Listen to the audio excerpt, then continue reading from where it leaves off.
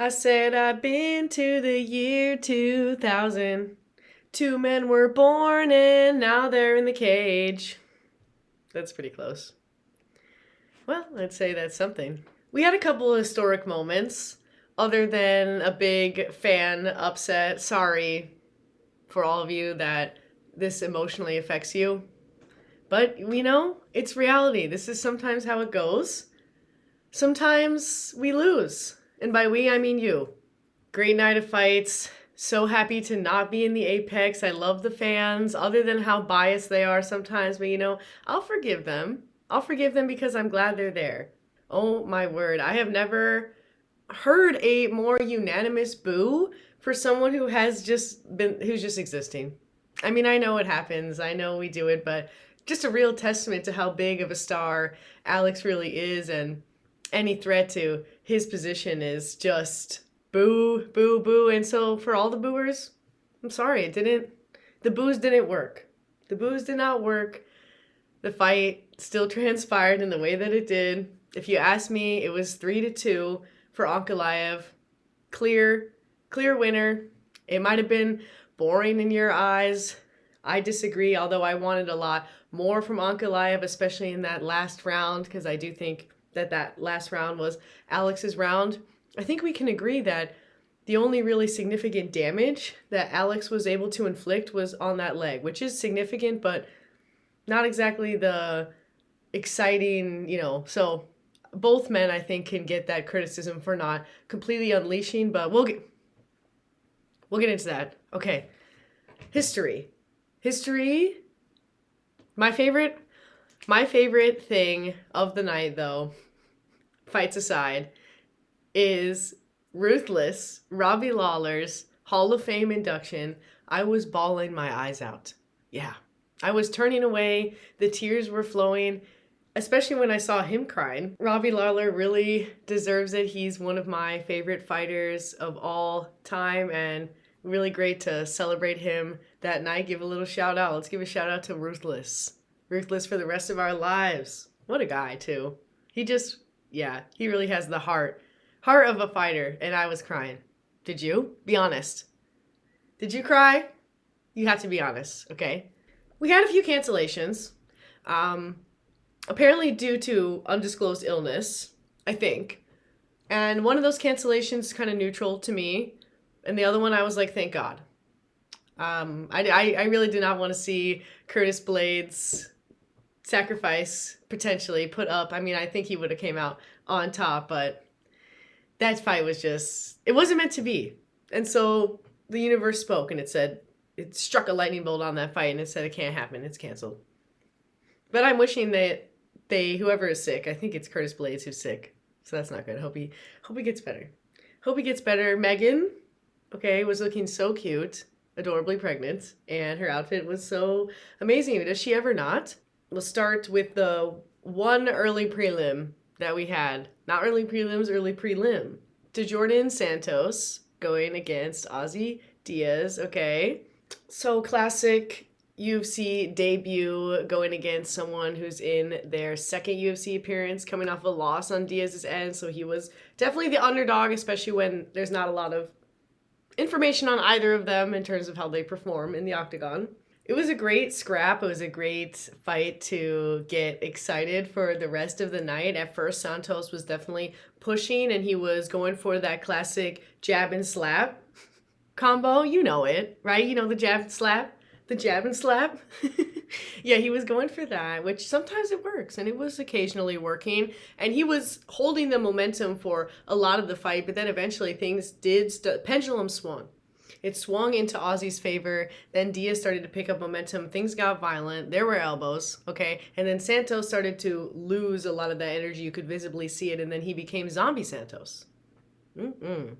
And by round 3, everyone was tired. Both men were gassed out. It was basically entirely boxing. At first, in the first round, there was a couple of trading the leg kicks, just trying to figure out the distance and all that. But we had given up any sort of grappling ambitions if we had them. And it was all boxing the whole way through. Pretty tough to score for that reason as well. And especially with the last round, just having a bit less momentum, a less power behind those strikes. But Ozzy came out with that unanimous decision, first upset. First of many, perhaps, of upsets of the night. Ozzy coming back from his loss into the win column, and our Dana White Contender Series debuter, Santos. Good luck next time. Or move on. We're already in the prelims. Only one early prelim. Now we're prelims. So we have another Santos. So we have Marion Santos going against Francis Fire Marshal. That's an adorable name. Featherweights. Fire Marshal. I just love that. Come on. So yeah, we have two fighters training at two elite gyms. It's Extreme Couture versus American Top Team with the trademark leg kicks. This was a very fun, very competitive fight.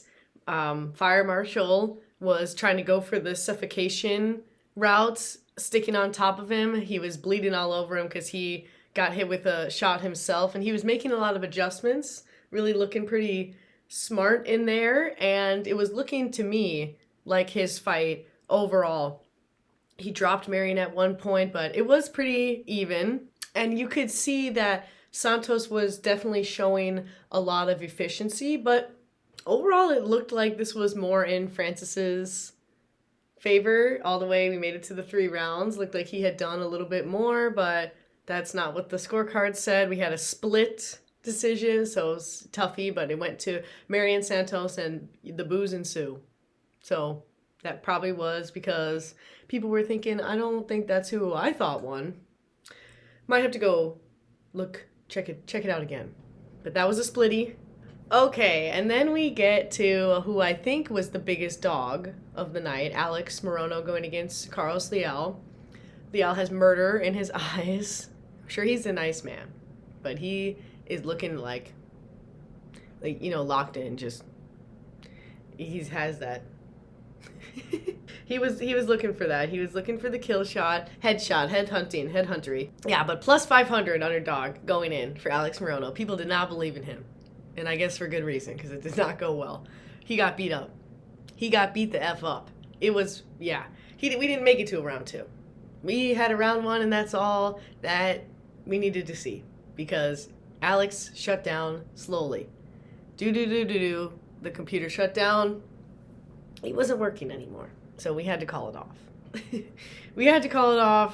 Round 1 with a little less than a minute to go. Carlos had already beaten him to smithereens, and that's kind of difficult to do. Alex Morono, it's not like that he hasn't been knocked out, but his reputation is that of a durable fighter.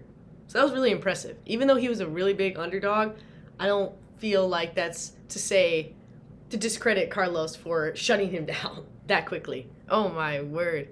Yeah, he was stalking him like a cat, though, and Morono was running away unsuccessfully. And Morono with those bad looping punches. Head down, classic. Your head, really? Yeah, not a good. So that might have contributed as well. And you know what? Thank you, Carlos, for giving a shout out to International Women's Day in his post-fight interview. That was nice and cool. Shout out to his mother. Then we made our way to Bruno Pereira versus Armen Petrosian, who was looking so good in there. Hello. My Armenian prince walking up there. Okay. They didn't let me see the walkout, though. That was rude. Fine. Yeah. I was reminded some of the reasons why I love Armen Petrosian early on. Those legs. They look good and they do work. They were doing work. They were getting kicky. It was looking good. And he was active. Yeah, we have one of the worst pee-pee shots that I've ever seen. Oh my God. Armen's shin went, oh my gosh. So lost a point. And I think reasonably so. Because that, Bruno, oh my. That must have been just life-altering. Yeah. Yeah. And that was the second one. Oof. Yeah. Armen was looking pretty leggy, and a few of those leggies were not aimed very well. But overall, he was using them well. It was looking good. He was active. Armen had control. But you know what? Bruno broke the space. And it seemed like within seconds, he had him trapped and in an arm triangle, it was over. Oh my goodness. So round 2 didn't last very long. We never had to factor in a point being taken because it looked like after Armin had lost that point from the first round that maybe it would be 9-9. We never had to think about it because round 2 comes along and Bruno says, I'm just going to break your arm, perhaps, in retaliation. Oof, it was tight, quick. Near the end of round 2, though. Right at the end. Very cool. So, shout out to Bruno Pereira. I've been missing the arm bars. I haven't seen an arm bar in a hot minute, I feel like. Where are the arm bars? And then we made it to the year 2000. 2 men were born and now they're in the cage. Yep. First, if you didn't catch it, it's the first ever fight in the UFC where both fighters were born in the 2000s. Joshua Van versus Ray Tsuruya. Oh my gosh. What a fight. What a scrap. Both of them are, wow, both of them get my snaps. Both of them get my claps. Mind you, Ray was a fill-in, so you have to give him extra snaps and claps. Ray might be one of the stickiest fighters in there. He was so sticky, he wouldn't let go of Josh. Like the entire fight, we took it all 3 rounds and Ray was like, I'm going to stick, and he could get himself into some really interesting positions, but Josh was not having it. He said, get off, you sticky little slug. I have to hit you in the head now. It was pretty cool to see Josh Van on the defensive and see him deal with that because he dealt so well, because usually he is the offensive striker. He's got, I think, the highest significant strikes per minute in the flyweight division. I mean, he is just like, his output is output, but Ray was chasing him, but still, with that being the case, Josh was able to get the win, get the damage, and keep pushing Ray off. Even though he was doing a lot of defensive fighting, he was super good at that as well. It just proves Josh has got so much in his arsenal. I mean, I think that guy is a future champion. I am so excited to see what he does next. Shout out Myanmar. Yeah, because he was able to. Ray was trying so hard to stick like glue, and he was sticky. He was sticking all over him. But out of the 20-some takedown attempts that were thrown, it was only a handful of them that he actually was able to get successfully. So Josh was just pushing him away, which reminds me a little bit of a fight down the road. But yeah, we had another groin shot. Oh, it wasn't a lucky groin night. Not a lucky groin night. But Van was hunting. He was hunting and he was successful. He did get that unanimous decision. He was able to continue to get Ray off of him and continue to do more, even defensively. Very, very cool. That was one of my favorite fights of the night, actually, even though there was a lot of clinch, which some people are, oh, the fence, get off the fence. I get it. Okay. That was it. That was our featured prelim. We lost the Curtis Blades fight. Good riddance. On to the main card. What a card. What a start. Okay. We definitely have a contender for knockout of the year. How many spinning wheel kick knockouts have you seen? Not many. Oh my word. So, spoiler, if you don't know, you definitely know. Mauricio Rufy knocked King Green out cold with a kick so fast that the human eye I couldn't see it. I was watching and it was so quick. I needed the replay to fully comprehend what was unleashed to my eyes. Wow.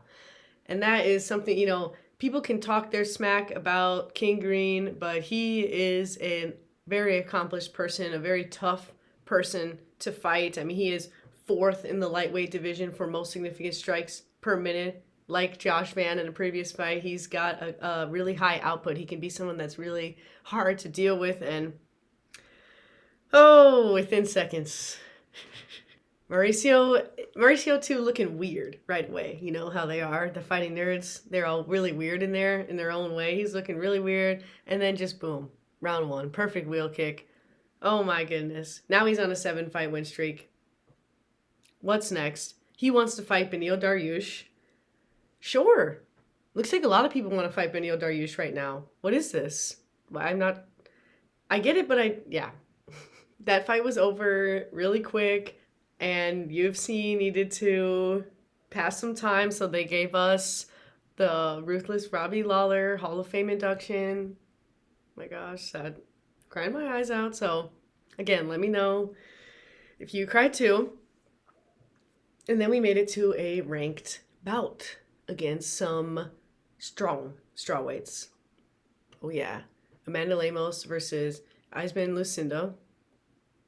Veteran versus the youngest woman in the UFC roster. Very, very cool. 23.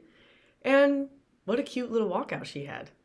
I love Yasmin Lucindo. She just has the energy. They both did. They both came in looking good. I mean, it was a scrap, but ultimately, Lemos showed her veteran status. Oh, yes, she did. And she took control of the space and kept it and laid on top for a lot of that fight. That fight started out pretty good.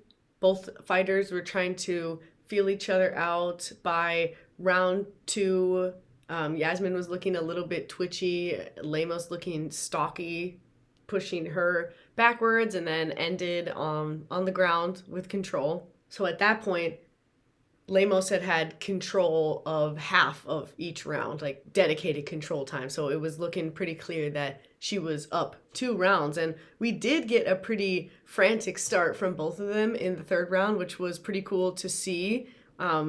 Since the first 2 rounds were a little bit slower, as John put it, there wasn't a lot of moisture. Not a ton of moisture. That's what I heard John say. John, sweetie. Weird comment. It was true, but it was weird to say. And we had a little bit of a strange moment where on the ground you could see that Lemos was grabbing the fence, like with her little toes, and nothing was happening about that. But either way, it was definitely looking like she had won the fight, toe grabs or not, and she did. Unanimous decision goes to Amanda Lemos, and we will see Yasmin Lucindo back again, of course. Lemos really needed to get that win for sure. A little bit more at stake and a little bit more of a case to make for herself, trying to get that title shot. Yeah, great haircuts on both their end as well. Moving on to my most anticipated fight of the night, Jalen Turner versus Ignacio Bahamondes, a lightweight scrap. So we have 3 out of the 4 people in the lightweight division who hold the spot for most significant strikes per minute. That is like the phrase of the night, most significant strikes per minute. 3 out of the 4 of them are on this card. And Ignacio Bahamondes is in 2nd place for most significant strikes per minute. And then I believe it's Justin Gaethje. And then I believe after that is King Green. That's great setup. I think that was on purpose for sure. Ignacio Bahamondes has my claps, has my snaps. He had, I was rooting for him going into this for a lot of reasons. Love him, love his personality. He just seems like such an interesting person, and it really shows in the fighting as well, and training in Chicago with our boy Bilal. And you could see Bilal in his corner, focused. Yes, love to see that. Ignacio is a part of history. I mean, he is one of 2 Chilean fighters to ever be in the UFC, in history. Ignacio had a cool haircut as well, so mullets are trending, and there was a lot of mullets. Sure, that night there was a lot of mullets, but he came in with a mohawk, and that was really cool. I really liked his mohawk. It was very fashionable. Love them both. This is a fight that you honestly don't want to see anybody lose, at least me. I mean, I really don't want to see anybody lose in general, but with Jalen Turner and Ignacio Bahamondes, I was just like, no, oh man, can't. And this fight was a flash.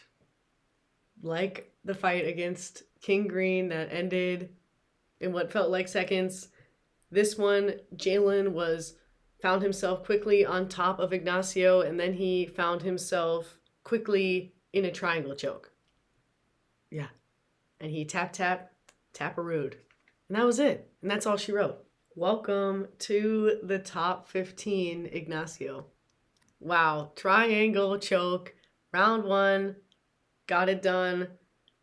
I wanted to see some more, of course, but not disappointed in that outcome as well. And there you go.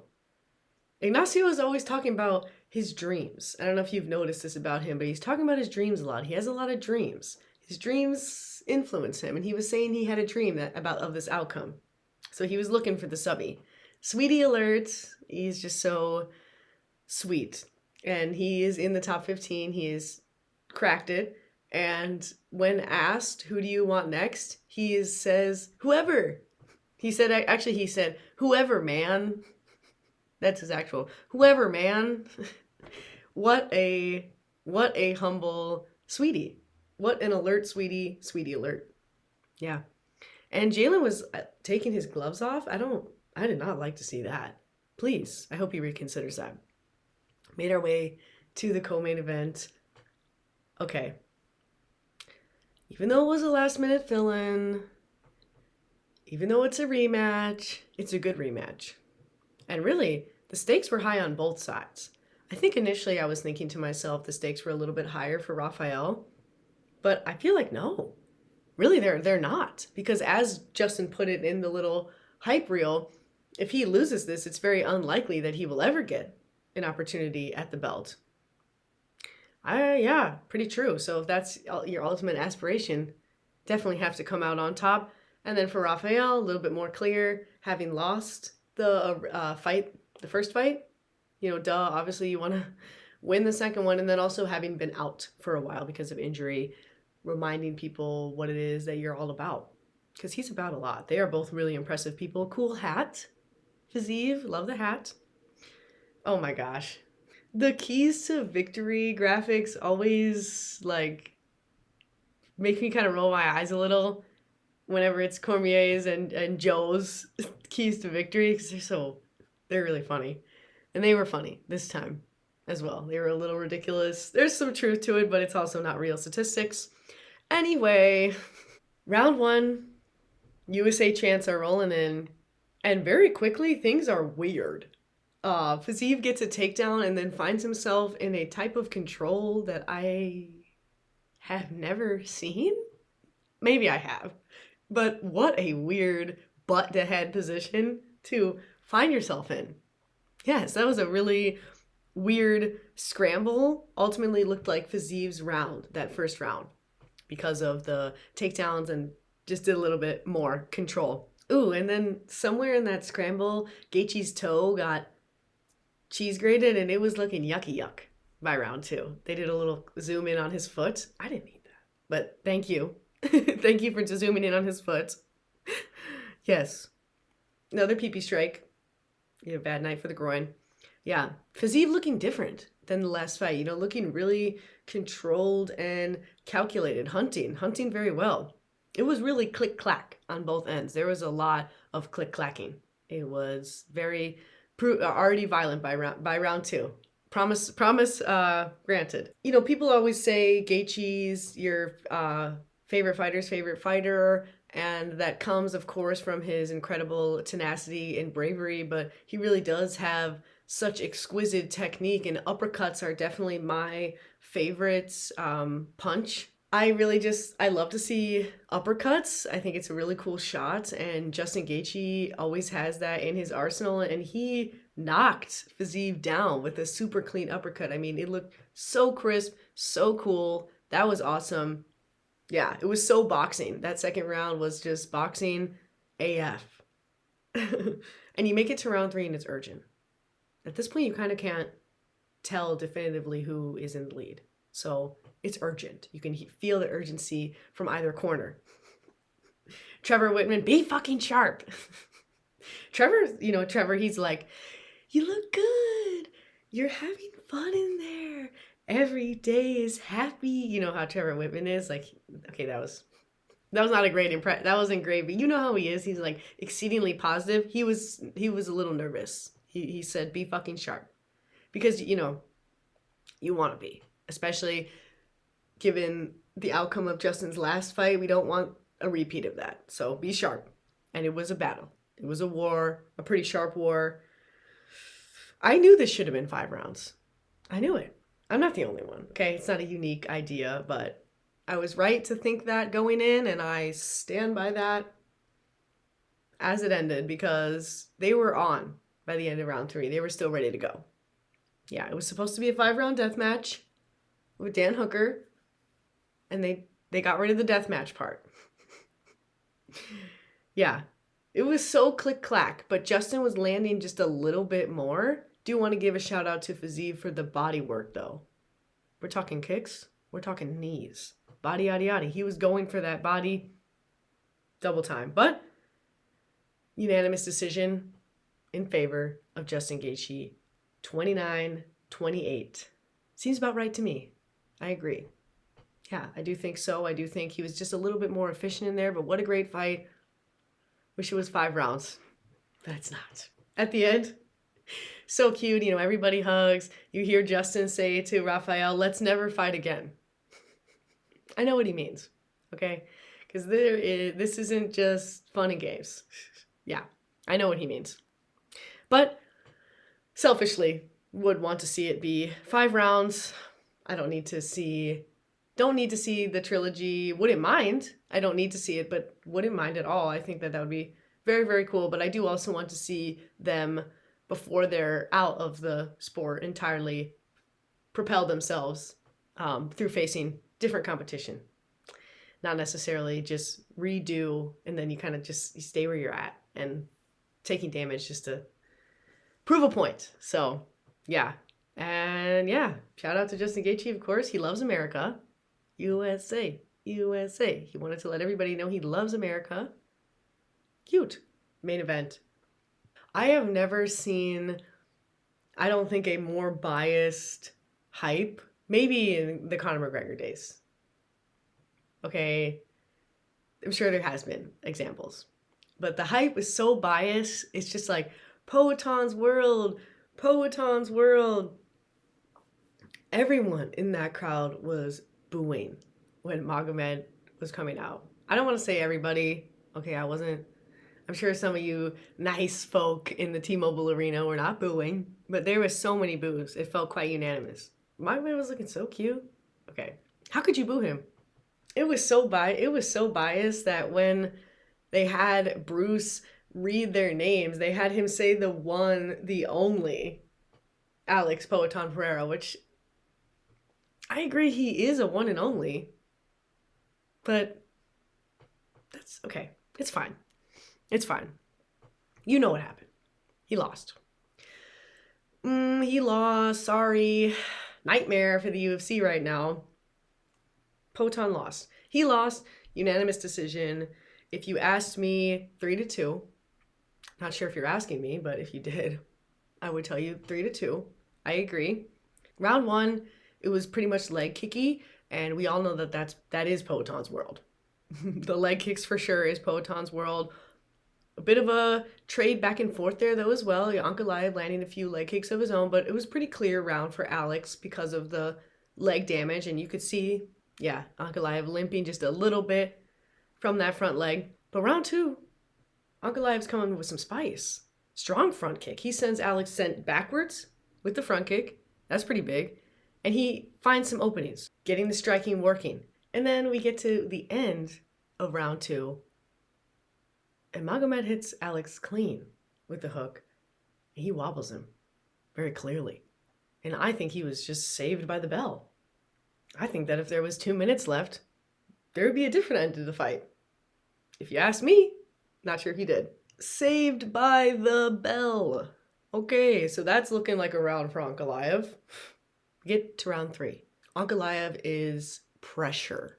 He is pressuring, he's pushing. We're seeing Alex fully on his back feet, backing up, not looking like the person who he usually is, the person who is pushing the pressure, making everybody else back up. And he backs up, and he backs up, and he's backed up to the fence. And then we have a grueling clinch that does get separated for a little bit of a lack of action, but we kind of get our way back in there as well. But he's backed up. He's backed up against the fence. Ankalaev is landing those knees, and Poatan is not responding with a lot. Crowd boos, and I think ultimately the crowd's booing more so because they hate to see Alex lose. They hate to see him being controlled, because I feel like the clinch was pretty active, not anti-separating it again, but I really think that's the real reason why the crowd was booing. Maggie had him on the fence. That was it for round 4. So at this point, it's looking like potentially rounds 2, 3, and 4 are for Magomed, and round 1 is for Alex. Uh-oh. So it's looking like if Alex wants to win at this point going into round 5, that he's got to finish him, and Ankalaev just has to survive. And you could kind of sense that from Ankalaev. He didn't put as much pressure as maybe I excitedly would have hoped. He was a little bit more hesitant in that 5th round, still very active, but a little bit more hesitant, so much so to where I think Alex was able to take that last round, because he was a little bit more active, still on his heels though. But going into that round 5, you can't really tell who's ahead. I feel as though it was looking like it could be 2-2 as well. I could feel that argument. I'd consider it. I wasn't thinking that, but I'd hear you out.